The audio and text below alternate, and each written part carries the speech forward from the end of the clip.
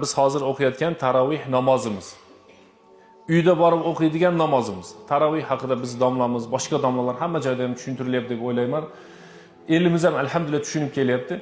Avvalo bo'lib, uyingizdan kelib, masjidga tahorat, ibodat uchun kelgandan keyin 2 rakat o'qib ketib qolmaylik. 4 rakat, 8 rakat o'qib ketib qolmaylik, hurmatli jamoat. Biz Ramazon oyidamiz. Shaytonda aybni yuklamaylik, shayton baylangan. O'zimiz yolqovligimizni shaytondan deb aytmaylik. Xatm Qur'onni o'qishni bilmaganlar bor ichimizda. Imomlar o'qib beryapti, shu sizga xatm Qur'on bo'lib o'tadi inshaalloh. Imom o'qib bersa, kecha kimdir 20 rakat o'qib bir parada turgan bo'lsa, bilmayman bu masjid qancha o'qiyapti, bir pora xatm qilgan bo'ladi. Ibodat oson emas. Kechga roza tutishlik oson emas. Xuddi shuni singari tarovihda ham kayfiyatimizga qarab, imkoniyat, o'y fikrimizga qarab turib, yolqovligimiz tutib qolsaylar chiqib ketmaylikda. Rozani qonimiz ochsaylar ochib qo'ymayapmiz. Chanqab qo'ysaylar ochib qo'ymayapmiz. Sigaret chekimiz kelsaylar ochib vermayapmiz rozani. Nos chekimiz kelsa masalan. Sabr qilasiz, savob bo'ladi.